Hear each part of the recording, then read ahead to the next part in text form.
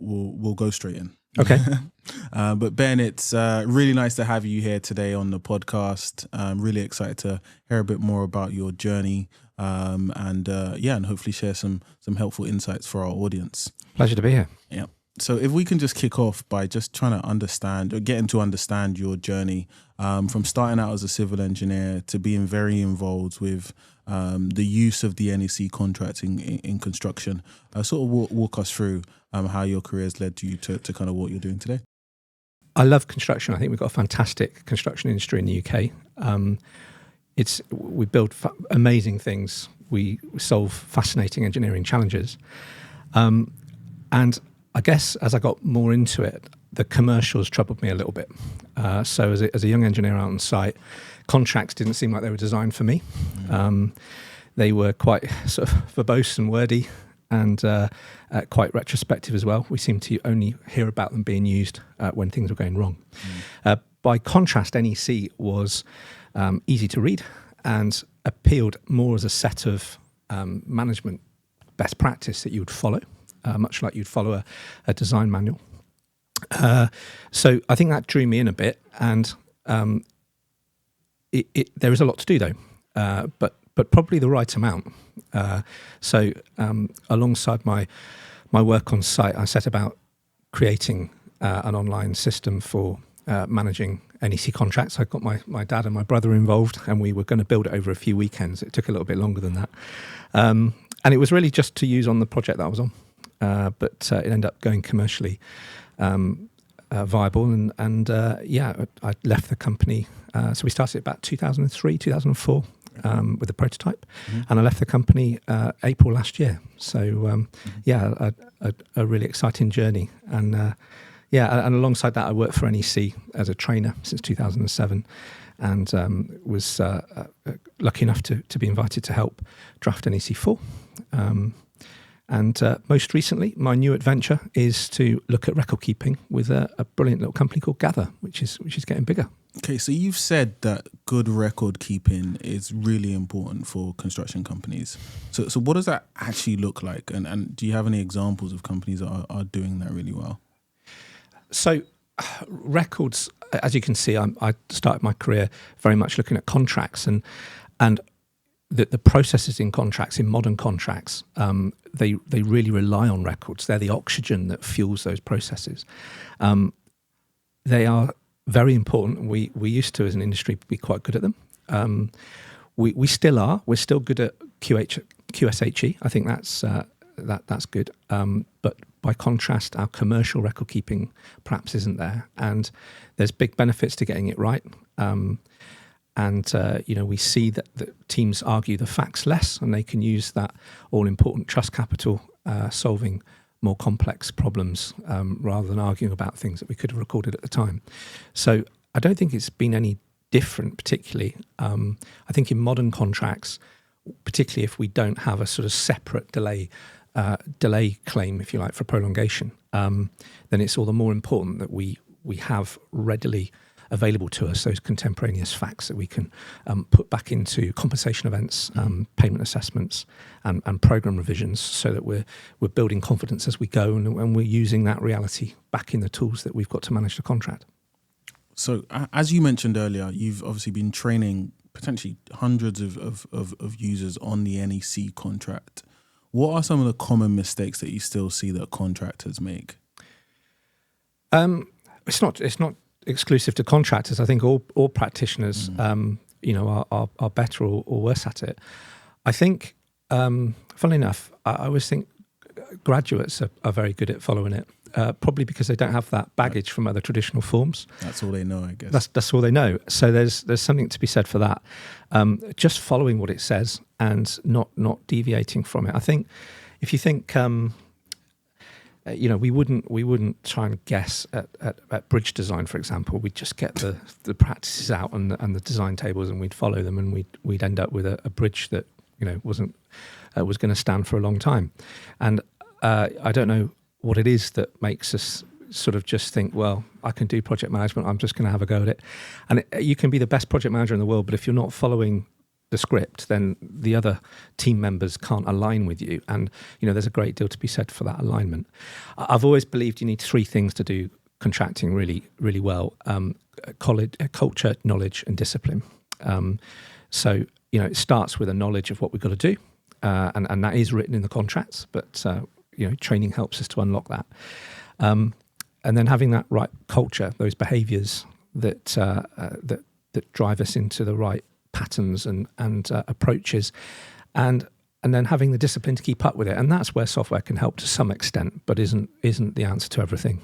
So obviously, with digital record keeping, there are a number of tools out there, right? Do you think there's something to learn from the old pen and paper processes that we used to have? And have we lost some of that in this transition to digital? 100%. Yeah, I mean, you just brought back memories of lying under a bridge in December as a young engineer, right? Doing inspections and writing on my carbon triplicate pad. We can definitely avoid doing that, but there were disciplines in there that were useful and we should continue to maintain. But let go of that paradigm of paper, and the big difference there is structure. Structure and granularity of the data so that we can use it and map it to different things quickly to build insights and learn. And this is a classic example, isn't it, of leaping the curve and sort of leaving the old paradigm and jumping onto something new. And when you do that, typically you drop a little bit. And I feel like we're in that decade or so where we've dropped slightly. Mm. And specifically why? Possibly because we have developed capabilities for things like QSHE, so we do that very well, which typically don't demand quite such structure, and we need to put them in the right place. But when we retrieve a QSHE record, we need the whole thing, typically, and they tend to be mutually exclusive. Whereas we might need 15% of 100 commercial records to substantiate what we were working on a particular month, and to really substantiate that application for payment, or to look in detail at that compensation event. And in leaping that curve, we might have is it a word? Electronified that form, but we could think we have digitized it when actually we haven't. Yeah. And going back to understand what exactly it was we were doing when we were doing the paper, and what new modern commercial use cases are there for that, and really designing it from scratch rather than just taking more of a form builder approach. Mm-hmm. That we're not trying to replicate what we've already got, we're trying to solve the original problem. That problem hasn't changed. And in doing that, that's true digital. So you've mentioned that unused data or unused commercial insights are potentially costing the construction industry millions. How do you see data actually being better used on construction projects? Well, you can have the best algorithms and models in the world, but unless you've got data at the bottom of that pyramid, that sort of data, information, knowledge, and wisdom, you'll never get the wisdom. You probably won't get the knowledge. Mm-hmm. So the data is really important, and we can use it for a number of things to improve the industry. I was talking to a client recently about how it's obviously essential for cost assurance. So those records are really important for assuring the project commercially. But we can also use it for financial control. We think modern contracts, there's a lot of prospective assessment. I mentioned before, there's no delay and disruption claim. So we have to prospectively assess things. How better to do that than with empirically captured contemporaneous productivity insights that we can actually stand behind and say, well, this is what we've done so far, so this is a good confident estimate of what's likely to happen in the future. And of course, using those things effectively, it's a personalized spons, so for estimating the next project. So gathering today's data and really using it tomorrow is very helpful. And I think one other benefit as well, so what have we said so far? We said assurance and forecasting, cost control, but I think also morale, right? Mm-hmm. Again, we get QSHE wrong, people get injured or worse, and structures fail. If we get commercial record keeping wrong, it's not without pain. I think to April last year, there were 4,400 businesses went bust in the UK construction industry. That's a lot of insolvencies. That's a lot of stress and anxiety. 49% of total lost working, over 16 million days lost due to stress, anxiety and depression. And when you think about the construction's contribution to that, we've got people working often away from home, isolated, under a lot of commercial pressure. And if we can remove some of that, then why wouldn't we? Yeah. That's really interesting. That's actually something we've heard quite a few times from some of our customers or potential customers, which is, hey, the real upside of using a digital tool like Coreloops to streamline financial operations is actually the reduction of stress on their teams. Currently, their teams are working evenings, weekends to try and catch up and ensure that they get these reports ready on time. But with the right tools, they can take that time back and actually potentially enjoy their jobs more. 100%. I mean, we get into this very creative industry because we want to build things and see things happen. We're not attracted to it because we want to argue. Admin stuff. And when you think about, the big source of disputes sort of among the top three are poor record keeping, poor contract admin, and a lack of communication between those teams. Yeah. And if you're communicating, and the best you're doing is sort of interpolating and guessing at what happened when you could have just recorded the facts, that's a huge waste of human resource and an erosion of trust capital that we can use somewhere else. Yeah. So Ben, you were on the NEC4 drafting team, so I think it's fair to say that you know quite a bit about the NEC contracts. For contractors listening, what would you advise them to do or to consider when they're actually working on NEC contracts, especially for the first time? I think I'd think across those three pillars: culture, knowledge, and discipline. So be clued up and approach it with the right culture, and that's not a fluffy thing for me to say. That it's got real consequence. It can be a very positive or very negative experience if you get that culture wrong. But it starts from knowing what you have to do. So get the knowledge, understand the processes, understand the shape of the strategy that's on the table as well. So if we're pre-contract, really understand what that, if it's NEC, what that main and secondary option choices mean for your financial risk, but also your resources, very crucially, and how you're also going to report on the project, and keeping those records in a format and style that the project manager's team can digest, and bringing them along with you on that journey. So NEC is very procedural. There's lots of timings, and I think it's very wise to treat them not as targets, but as absolute maximums. And also, I couldn't go shopping for tonight's tea and get it right necessarily without that conversation, and how we can think we could put a quotation together over a 3-week period and have it accepted first time round is sort of it's not likely, is it, when you think how complex some of this stuff is. So I guess what I'm saying there above all else is the contract is the formalisation of those procedures, but the best teams will work together on putting quotations together, updating programs, whatever it might be, so that the payment applications, so that there's a journey there, and the submission and acceptance can then happen on the same day. And I really mean that. I've witnessed it. Several clients where they will, I guess the most physical representation of that working together I saw was a client, a project manager and a contractor's agent sat together on the same side of the table, bringing their teams in pairs to have that submission and acceptance. Okay, what are the exceptions? What don't we agree on? And seeing them sit the same side of the table facing the project challenges is exactly what it's supposed to look like. That's a really interesting analogy there, because I think in most contracts or construction projects, you tend to have a project manager or client-side QS versus the contractor type of approach, where they're both trying to get the best out of the other side.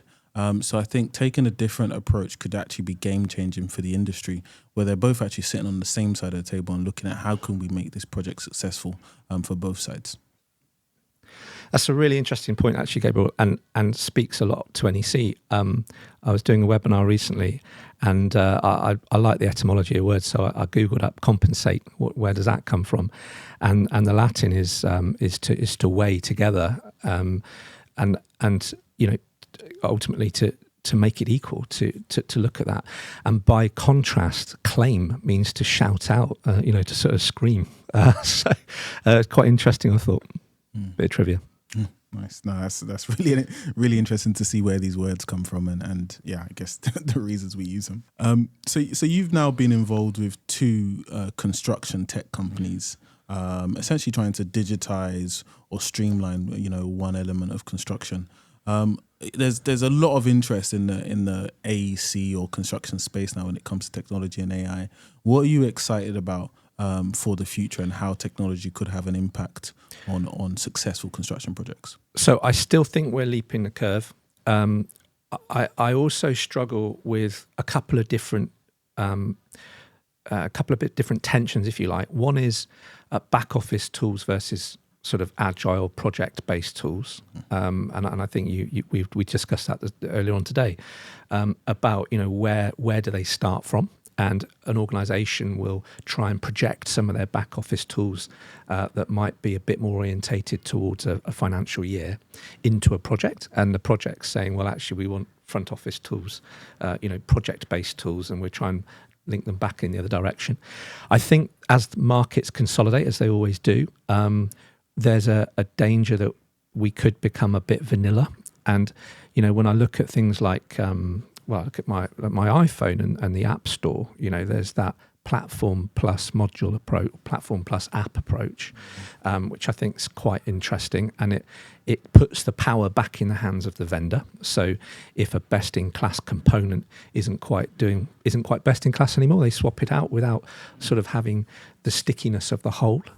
So that's interesting, but I do think that we have to really be disciplined about not recreating what already exists in a digital way. We've got to think about the problem we're trying to solve, and the tools that are out there available, and grow towards the right solution rather than just replicating what we always did in a digital way. There's smarter ways to move forwards, and I think that's where the real innovation is. But then the 80-20 rule still exists as well, and I firmly believe that in the next 5 years, the really big benefits to chase are from the simple things. Yeah, that's really exciting, and it's actually something that we've been thinking about a lot here at Coreloops, more so in the context of AI, right?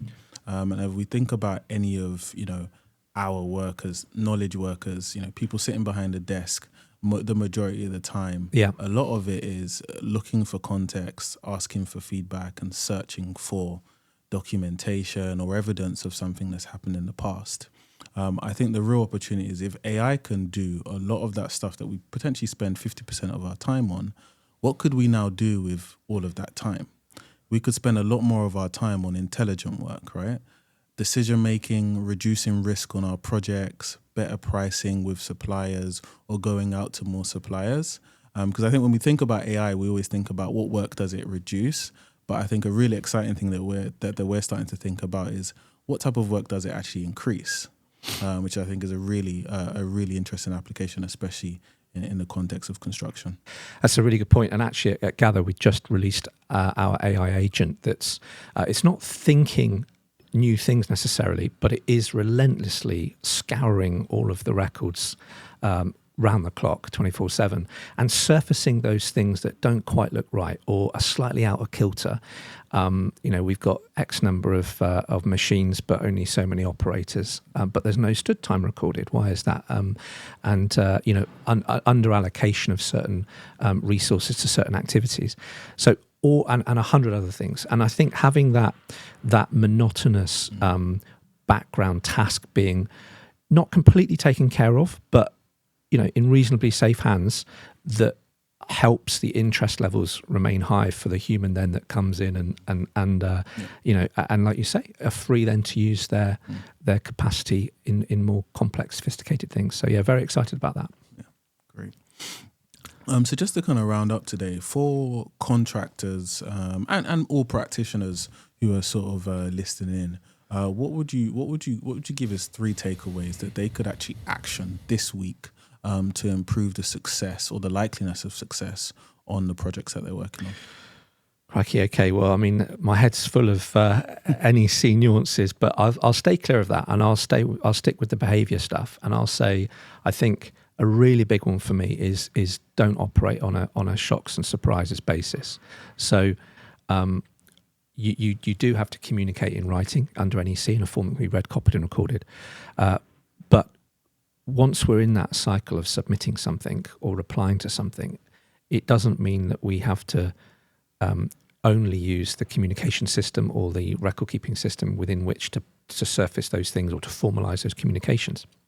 So having that human contact, having that conversation, and cooperating and collaborating on that item, if that's not the target, right, to actually get something accepted first time, then we're aiming at the wrong thing, aren't we? Because otherwise it just becomes a distraction and we end up doing yesterday's work tomorrow. So I think for me, probably the top three things would all be behavioural, talk, approach risk with an open mind rather than a commercial one.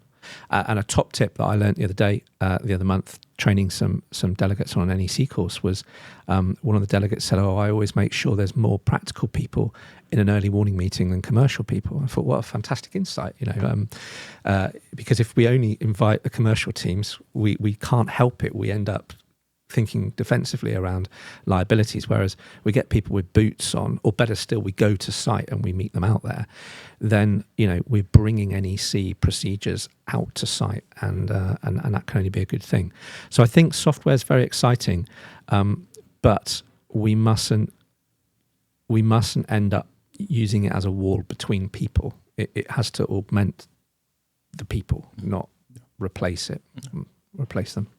Super. Well, thank you so much for coming on the show today. We've had a great time, and look forward to sharing this with our audience. Yeah, pleasure to meet you guys. Yeah.